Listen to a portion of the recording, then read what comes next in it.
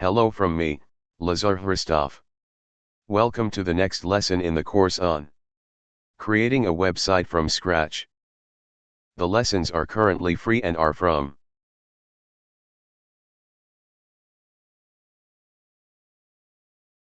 my book on building a website from scratch, and we're currently looking at the chapters from Part 2, CSS, which weren't included in the free part.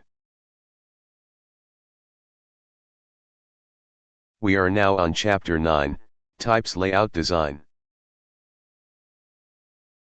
Let's open the PDF file. Last time we covered the second part of the adaptive text tutorial, and now we're moving on to the next component of adaptive design, the Viewport meta tag.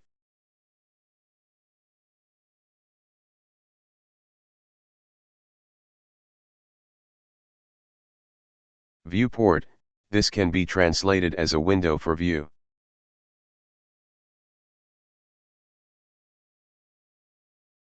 Represents the visible area of the screen to the user of a given web page. This window is different for each device and depends on its size. As an example of the visible area, on a computer screen it is much larger than on a mobile phone. HTML5 introduced a method that allows web designers to take control over this visible area, via the viewport tag.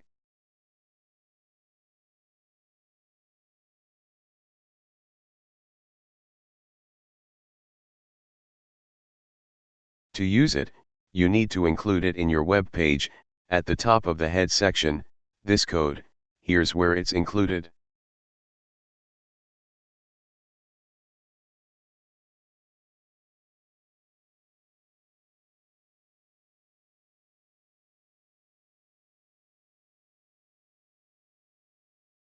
After the encoding and the title,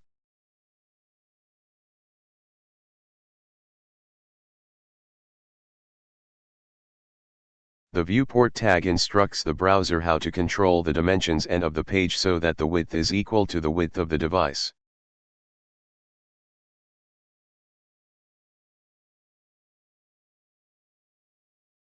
That is, it specifies that the width of the web page should be equal to the width of the screen of the particular device. Scale is when we have zooming. In this case, we're setting 1, which is without scaling. Here's an example of a simple web page on a computer screen. So, if we don't include the tag viewport, we'll see the following on a mobile phone, and when we include it, here you see how it becomes visible and readable, but not here.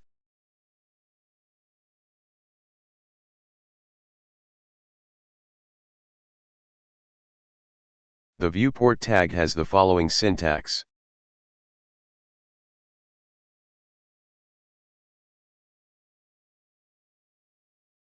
And the content attribute can contain the following values: width, the width of the viewport, or a value specified in pixels, or this device width, or for height, to set the height of the visible area.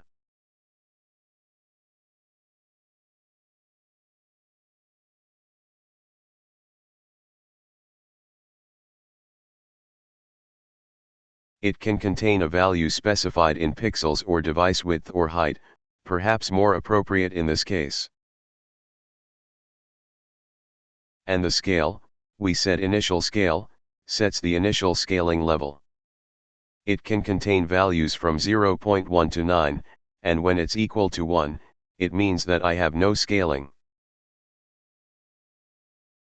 This is for zooming with gestures by the user. And maximum scale sets the maximum level of scaling. It can contain numeric values from 0.1 to 9. Basically, this is the basis of adaptive design. The main drawback of adaptive design is considered to be the abrupt switching between different layouts, and more precisely, the lack of smooth and gradual resizing.